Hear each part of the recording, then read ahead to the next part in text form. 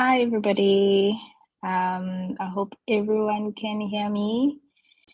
If you're on the chat and you can hear me, please drop me a comment just to say you can hear me, just so we can get on with our conversation for today. I see there's a couple of people here. So please comment in the comment section and just say you're here, you can hear me, and we're ready to go. Okay, there's a comment from Sadide. Hi, thanks for joining us. Thanks, everybody. Great. Thanks so much for confirming. You can actually hear me. I'm just going to give it a minute or two, just to be patient enough for others to join us, and then we will be starting in a few seconds. Just after a lot of people join. I see there's quite a few people joining. Please come in the section when you join. Just say hi or something, just so I know. You here. Oh, thank you, Jubilee Tobejane. She says I'm looking gorgeous. Thank you so much. I was a bit cautious today, actually, of the way I look because I haven't done my hair in a million years, guys. Like, I haven't cut my hair in a while, owing to my last trip. And then also in my trip, I got a bit more tanned than I normally am. So I look a little bit more melanined, to be politically correct. I look a little bit more melanined than normal. So I was a bit cautious, but thank you so much for affirming me. Saduta says, hope your trip to Tokyo was great. Oh, amazing. It was the best thing. I honestly needed it. So that was great. He also says, please talk about the hair thing. Other places in the UK you can do. Actually, you know what?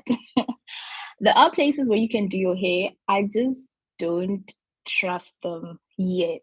There are barbers, but they cut like they don't cut like African hair, like Afro.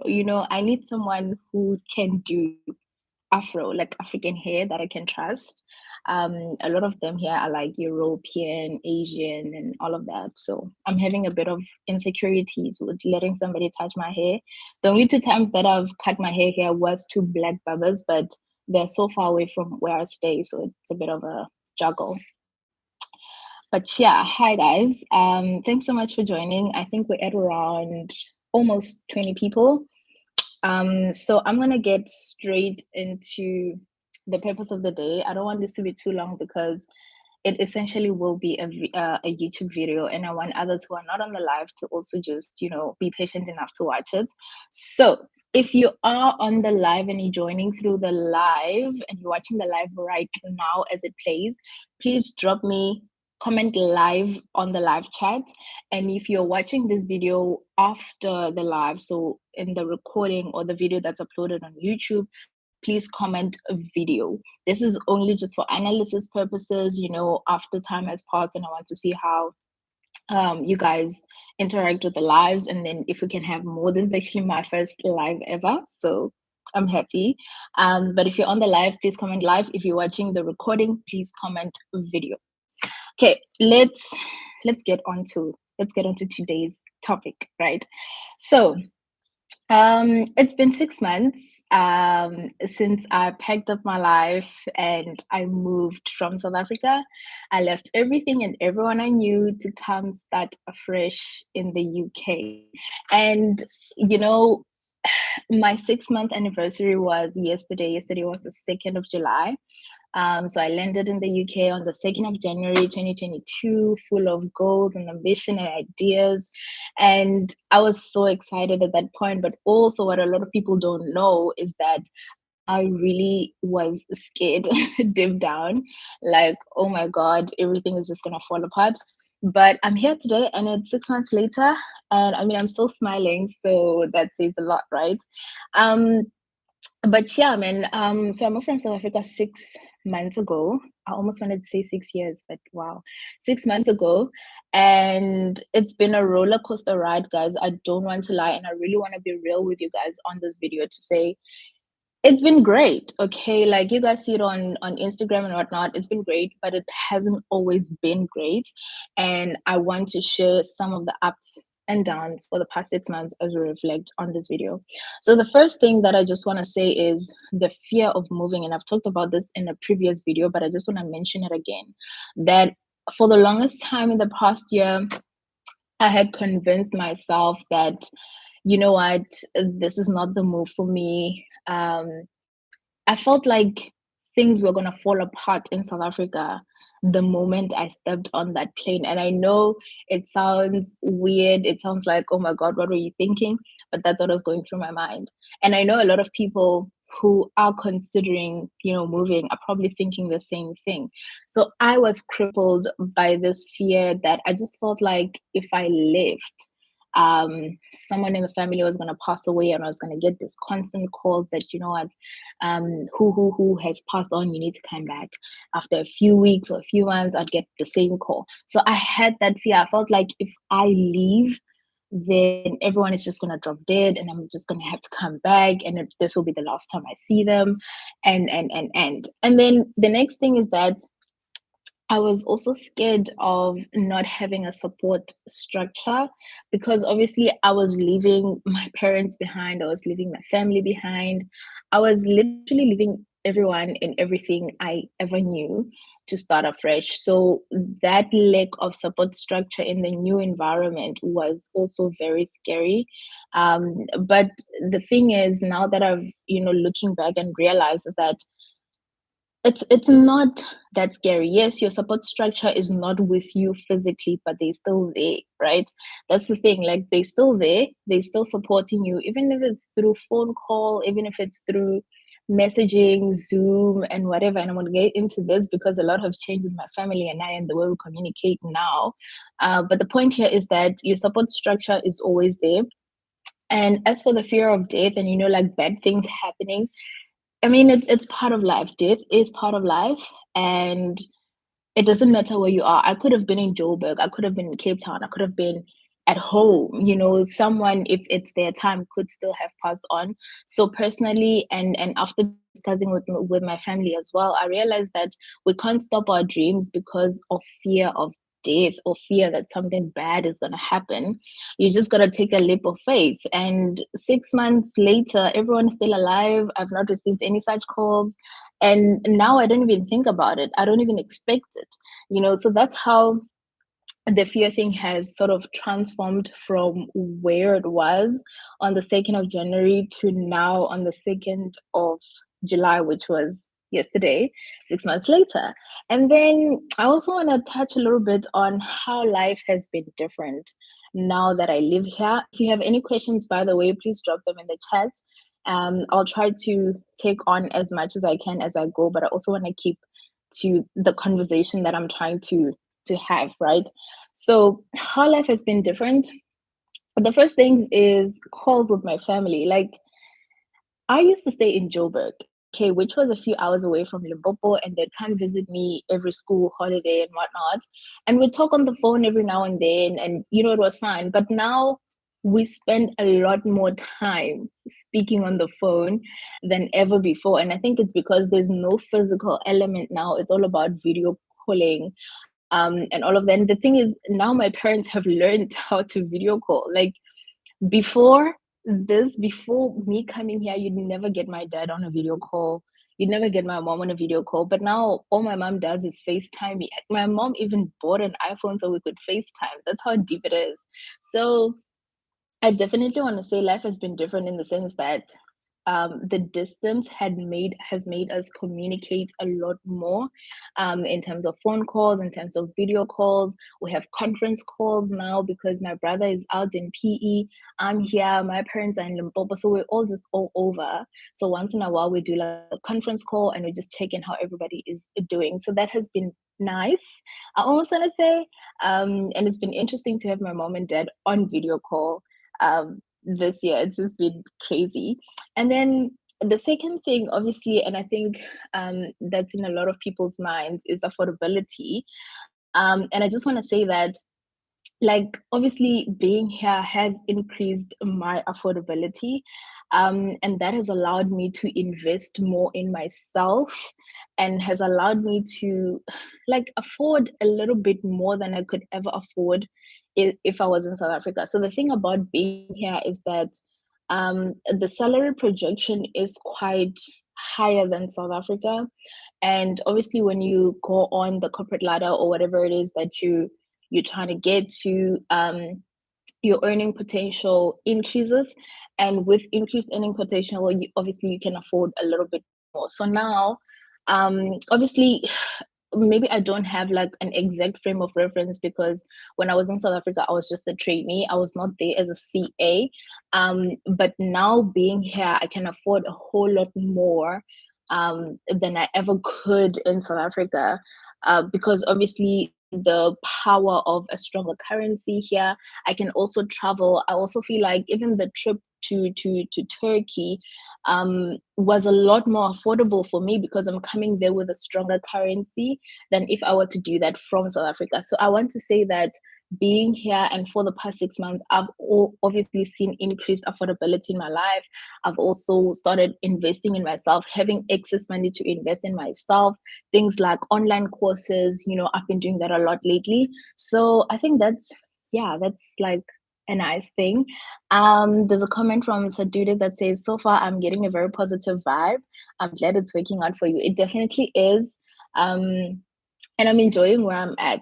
I don't want to lie. I'm enjoying where I'm at emotionally, financially, physically as well. The UK, or London specifically, is a great place. But yeah, I was still saying with affordability that, so it's afforded me to invest a little bit more in myself as well, to have excess money to send home if I need to send home. We all do have black tax, and I just feel like my family has got a bit of a raise in terms of that tax. So that is quite a nice thing, that's been happening over the last 6 months as well. And then the third thing is being open minded. And this can sound a little bit cliche, like, weren't you open minded before? But it's on another level when you're here. So the one thing that I noticed very early in getting here is that I started making friends with people from, I don't want to say all over the world, but a lot of people from other African countries.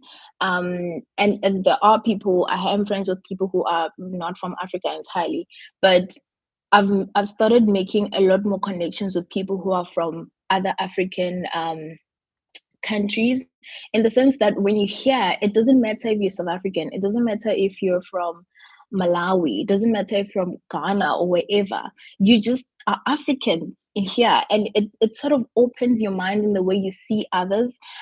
Because I know in South Africa, and I stand to be corrected, we have a lot of stereotype to foreign nationals. We have a lot of stereotype to people from certain countries, and being here for me has changed the way I think about these people. It's changed the way I see them. It's changed the stereotype that I grew up with in South Africa, and now just see them as, like, as who they are, as who they want to be seen. And then another thing is also that countries around the world who are not colonized by English speaking people don't really give, sorry for the language, but they don't really give ish for English. Like, I went to Turkey and no one speaks English. I mean, yes, they speak English at like the hotel reception, because there are international guests there, but outside of that, no one speaks English, and no one cares. And English for them is not a measure of intelligence. Like, it just doesn't matter. Their own language is what comes first. It's what's practiced, it's what's taught in schools, and their life goes on. Well, I'm like, for us, like, I go to school, from primary school, I'm taught how to speak English, I'm taught how to read in English, all of that. But there are countries somewhere in the world where that doesn't exist. For me, that was mind blowing because I grew up in a country where English measures how intelligent you are, you know, and you need to pass English at school and everything is done in English. And then you go to a country where no one cares if you speak English. You know, there's one or two few people who can maybe understand it, and it's not really a thing in other countries. So that was, yeah, so open minded in terms of that. Like, oh my God, there's so many people out there who live so differently to the way I live. There's so many people out there who do things differently to the way I do it. Taking a few comments. Felicia says, speaking of affordability, can a trainee afford it? I just want your opinion.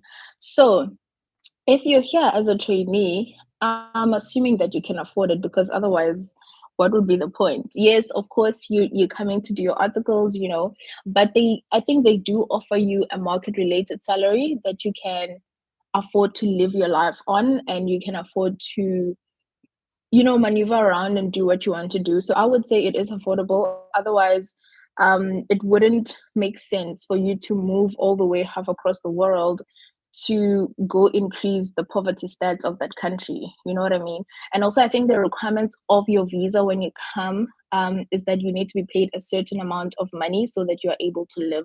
So I would say affordability you can afford, but obviously, if you want to live a lavish lifestyle of Afro Nation every year, guys, I'm still sore because I didn't go to Afro Nation. But anyway, if you want to live a lavish lifestyle and you know you want to go to the fanciest restaurants and you want to do these trips around Europe, obviously you're gonna have a bit of a problem. But if you're somebody who can live within their means, I'm not saying you won't get the opportunity to travel at all. But if you save towards it and not be abrupt about it, I think you can live a quite reasonable life.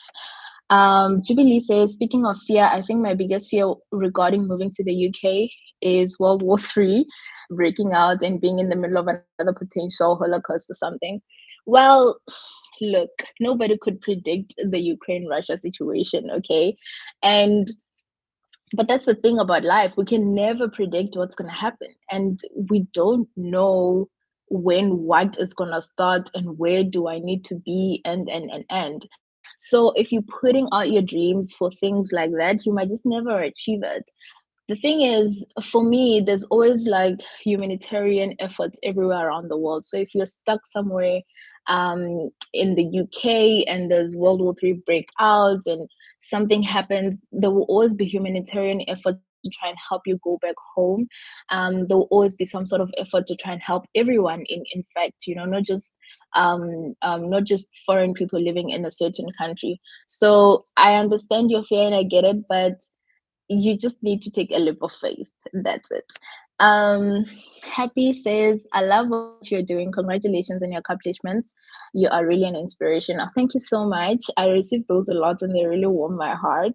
Um, but yeah, okay. So moving on to that was my open-minded point. I hope you guys got the context of what I was trying to explain in being open-minded. And maybe the last thing that I should add in being open-minded was that I've met people who are here in the UK who are auditors, but they actually don't work for audit firms. They work for themselves. So they are contractors, much like what Makosi and Sapros are doing. But, you know, I work for myself and I contract myself to a certain firm to work for them during a busy season or whatever.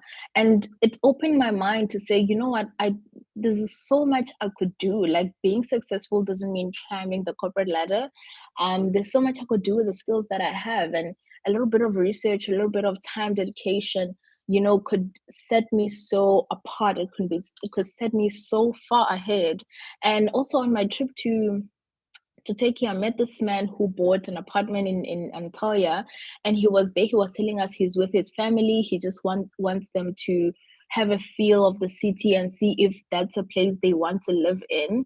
And my mind was blown. Like, how do you just buy an apartment in a certain city and take your family to have a feel for it? Like, don't you work or something? Like, he goes around the world doing that with his family. So he buys apartments in prospective countries that they could want to stay in, and they have a feel for it for like a month or like 3 months. Or so I asked him, what exactly is it that you do? And he just said, I'm a consultant. So he basically works for himself and he can afford to do all of these things with his family. And that for me opened up my mind, like, oh my God, like I keep thinking I need to be successful. I need to go up the corporate ladder. I need to do this and then that and then that. But there's so much in the world that we could do, guys. Like, there's so much we could do. And I feel like leaving your comfort zone and exploring other people's worlds exposes you to such things. So for me, that was truly, truly mind blowing. Um, Felicia says, Antonio, on Instagram, you once posted a job offer for third-year trainees and newly qualified. Can you do the same for offers of doing articles abroad?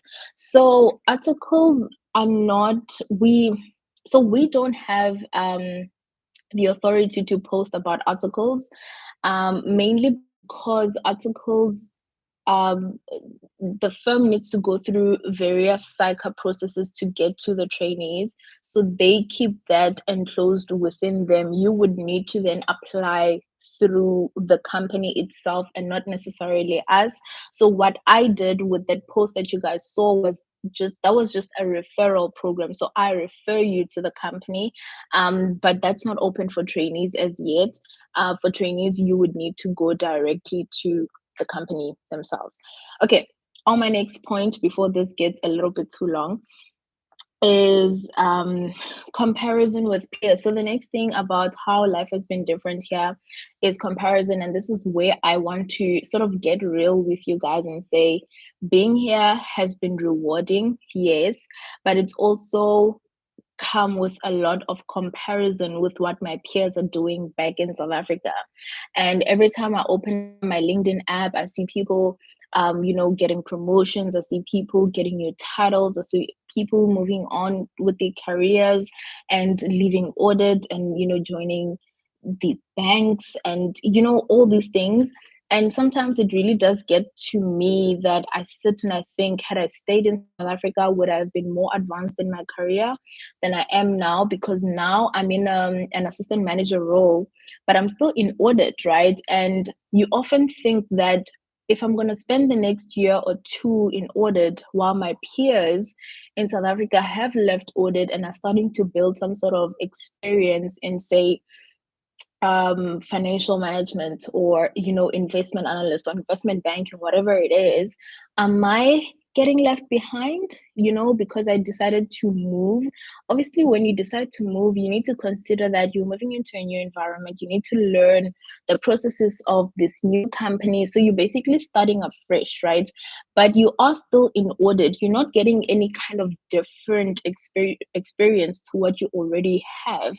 So it comes with a lot of comparison and a lot of worry. That am I taking a step back in my career? Was this the right move in terms of my career? Was, because you see a lot of people in South Africa then moving on to other jobs, getting different titles, moving out of audit. So you start to compare yourself a lot. And also in terms of just general life accomplishment goals, like people are getting married, people are buying their first houses, people are buying cars, and I'm here, I don't own a car. I obviously do not own a house.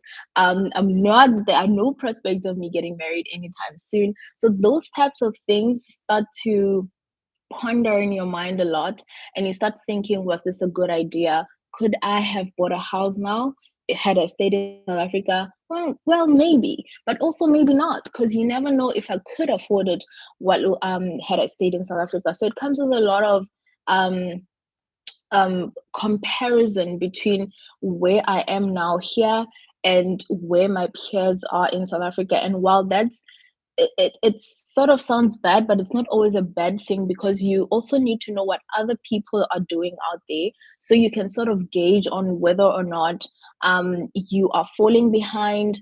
in the very, very softest definition of the word. I don't want you to think, that comparison with others and where they are is a measure of where you should be, but also it's good to see what other people are doing so you can also implement it into your own life. It's if that's what you want. So that has come with a lot of comparison and me thinking, am I wasting my time?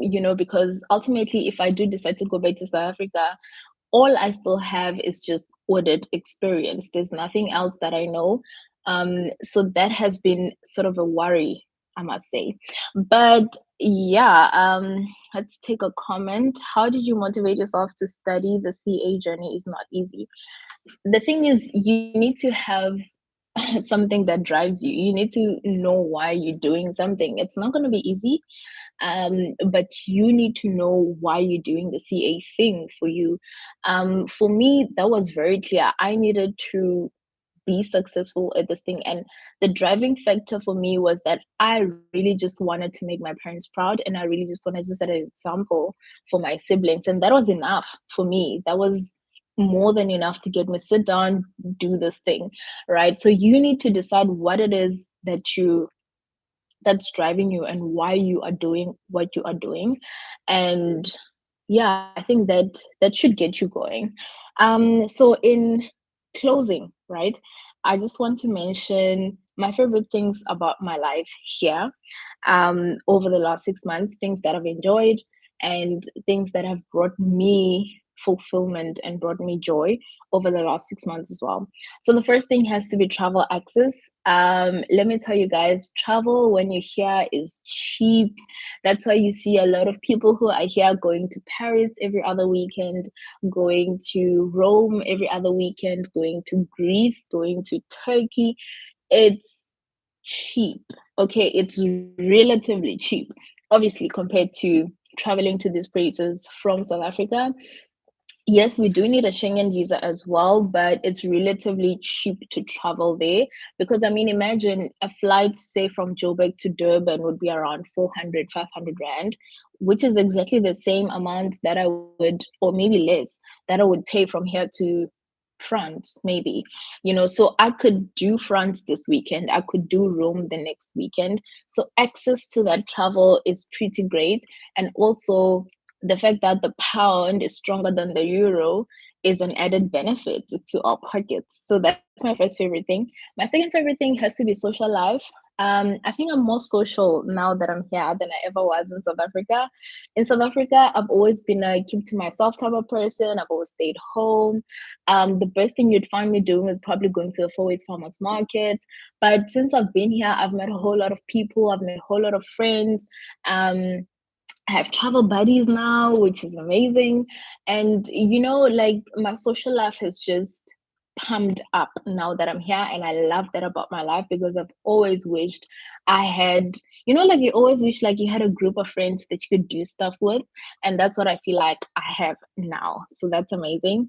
The other thing is a laid back life, I want to say, in terms of work environment.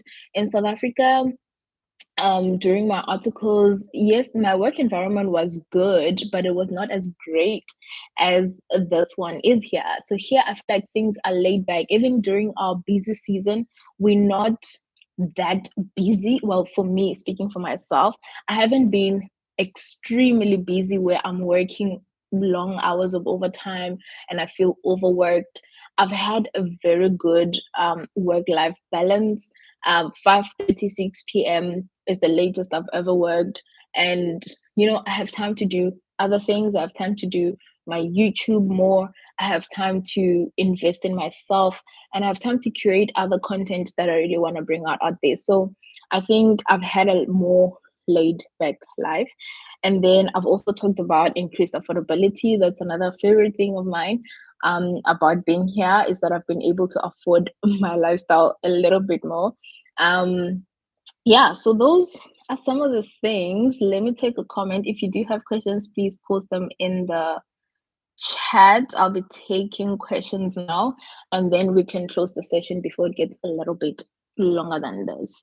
Let me see if I missed anything. Zikona says, "Do you still consider coming back to South Africa?" Yes, of course. I do still consider coming back. I don't see myself settling in London or the UK in general. I do believe that there will be a time where I pack my bags and come back home. When that time will be, I don't know, probably in the near future. Because also the plan is not to stay in audit for too long. Excuse me, it's not to stay in audit for too long. So after that time has passed and I feel like I've learned all that I needed to learn, then I will most likely consider coming back to South Africa. Jubilee says, "Can you talk more about the visa required to travel Europe while in the UK?" So the visa that you need to travel Europe while you in the UK or even in South Africa really is a Schengen visa. So there are countries that have agreed to the Schengen agreement, that if you have a Schengen visa, then you can visit those countries. So it's basically a Schengen visa that you just need to do with one of the European countries that are part of that Schengen agreement. You can go to the consulate or of that country. So if you're applying with, say, Portugal, you can go to the Portuguese consulate, or if you're applying with France, you can go to the French consulate. Whichever consulate you choose, as long as the country is part of the Schengen agreement, you will be able to get a Schengen visa. And the way it works is that the country that you apply with, I think, you need to go to that country first. So that country should be your point of entry, or you should be intending to stay longer in that country for the period of your visit. So that's the Schengen visa. How does one get in contact with recruiters? You can get in contact with recruiters via LinkedIn. You can, yeah, I think LinkedIn is the most common um, platform where you can get in contact with recruiters. Also, guys, if there are people in, let's say you want to come to the UK and you want to come to BDO, right? For instance, I'm just giving an example by myself. So you want to come to the UK and you want to work for BDO, it doesn't hurt to DM people who are already there and ask them what recruiter they used. More often than not, and even for me specifically, I still have contact with my recruiter. And if you are interested, I could still pass your name to the recruiter. That's option one. Option two, I could also just pass your details to my employer, because chances are, if I'm here through a recruitment agency, my employers probably still needs a lot more people.